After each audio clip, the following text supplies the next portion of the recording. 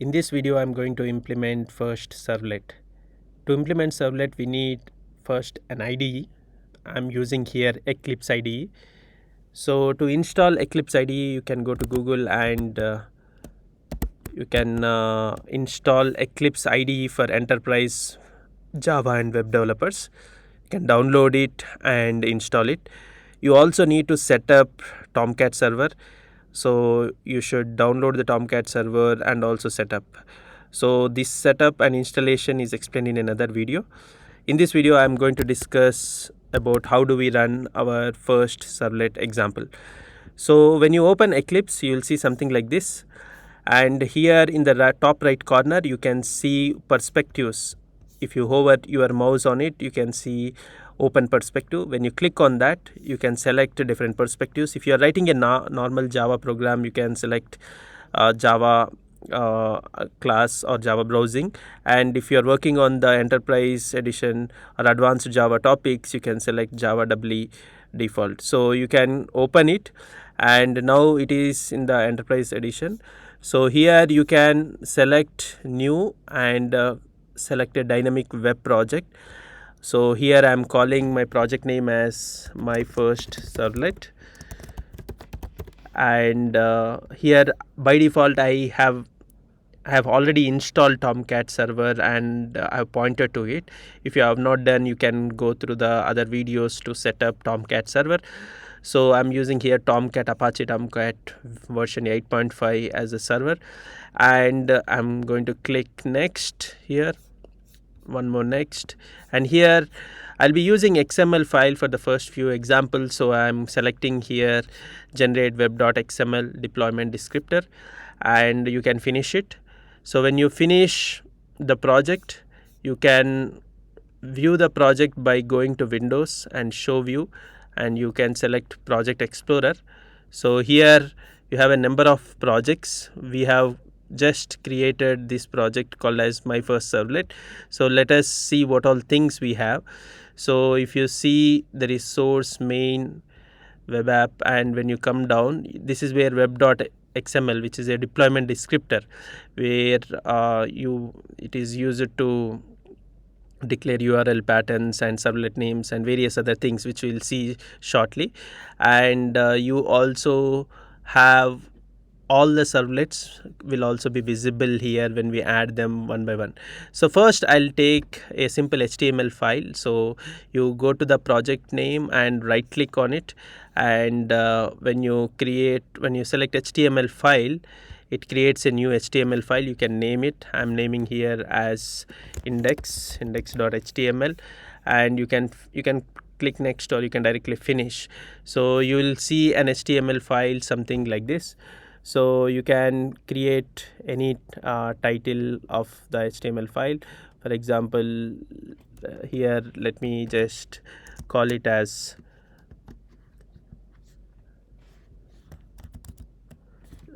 servlet. So, and here inside the body, I'm going to write the HTML code. So I'm going to create a simple form where it adds two numbers and display the result. So to make it visible more proper, I'm zooming it here. So I'm creating a form. So let me just open the tags. So it automatically generates the tags, closing tags. Inside the form, we have to mention two things. One is what kind of action you are going to do. So I'm going to perform, say, maybe a subtraction. I'll call it as sub, and what sort of method you are going to use. If you have seen the previous video on hierarchy of interfaces and classes, we have discussed there are different methods like get method, post method, and here this is where you can give it. As we can see here, it already suggests I'm giving the post method. So this is the post method I have given. So here I would like to access two numbers. So first I'll write some text, enter first number, and this is where I would like to access the input. So I'll use the input and mention the type as text, and also the name as, say, something like number 1 or it's up to us what we use. I'll call it as say num1, and you can close this input tag here. So if you want, you can give some space so that it looks nice in the output, and the same thing you can copy and paste it. So here I'm calling for the second number so that I can do a subtraction operation. So second number, input type is text, and the name of the second number is say num2. Once again I give br tags so that it gives some space, and I'm going to have a submit button here. So input, and I'll mention type as, so you can just close it also, input, and you can close it and then mention type is equal to submit. So you have so many things, so submit is one way you can select. And this is what I want to have in my HTML form, so I'm closing this HTML form. So this is what is the code which is there in index.html. So let me go back to my folder. So I can always have multiple views, so I can divide the windows like this so that I can see simultaneously both HTML and other codes also. So here now I'm going to have my first servlet. So I'll go to my project, my first servlet, and create new.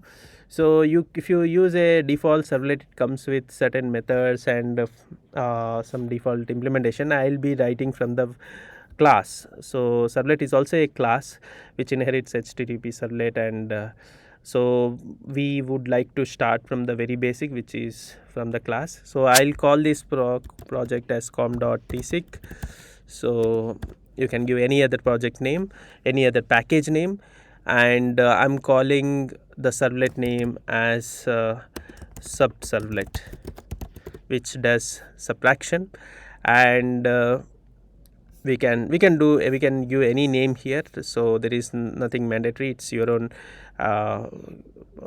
thing which you can give. So you can press finish so that it creates a default class which is called as subservlet. So I'm also once again dividing this window so that we can see all the views. So this is the project one, and so this is the project, and this is the servlet, first servlet class, and this is the HTML file which I have here.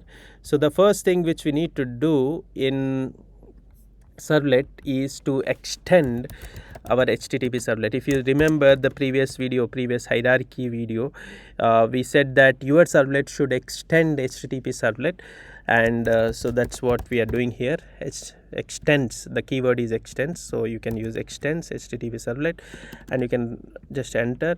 So as you can see, whenever you write something like this, it provides you the suggestions here. So you click on this red button, so it says that import HTTP servlet, so it is giving you the suggestions. So you don't need to write manually, just double click or click on it, so it will automatically import the HTTP servlet which is needed for this. So automatically the error has gone.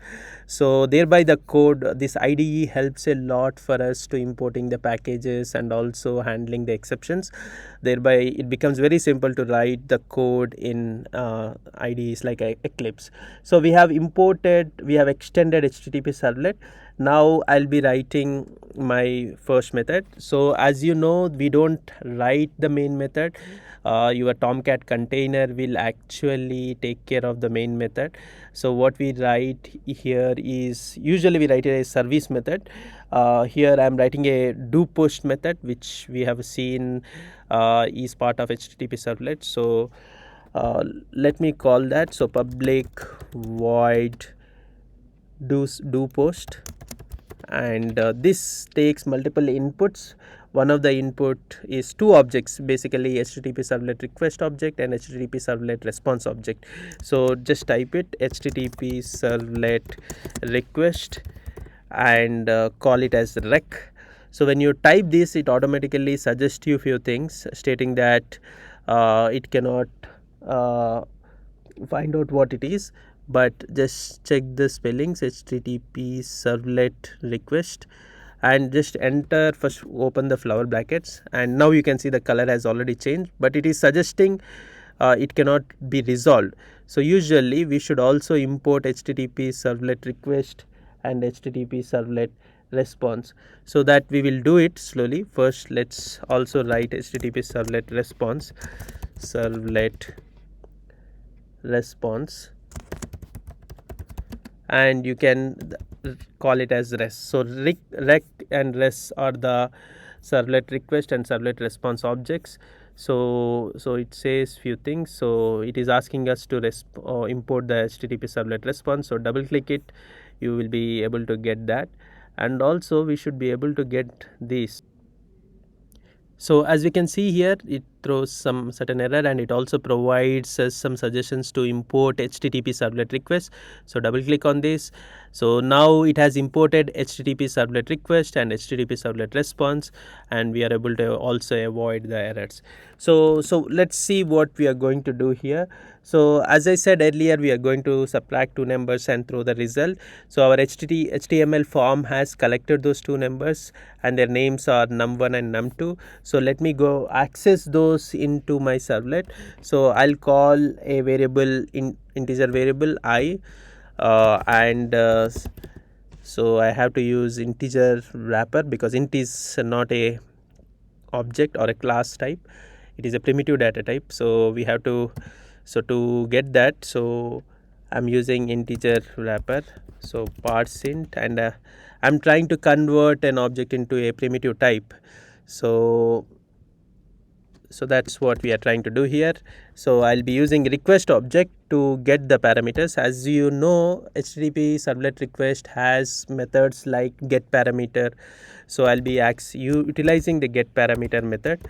So once we give get parameter, you have to mention the name of the parameter you want to access. We have given earlier it as num1, so I am able to access num1 parameter which have been defined in the HTML. So that will be the value, whatever we have entered is converted into integer and it is stored in the variable I. In the same way, I am going to do this for the second input also. So it is named as num2 and I'll be mentioning the name as j. So I would like to do here a subtraction operation. So int k is equal to I minus j. So you can do any operation, multiplication, addition, anything is fine. So here this output I would like to show it outside. So I'll be using what called as response object. So we know response object contains get writer. So I'm calling the get writer method of response object, and I'm creating first an object out of it, which out is equal to res.getPrinter, and this is of type print writer.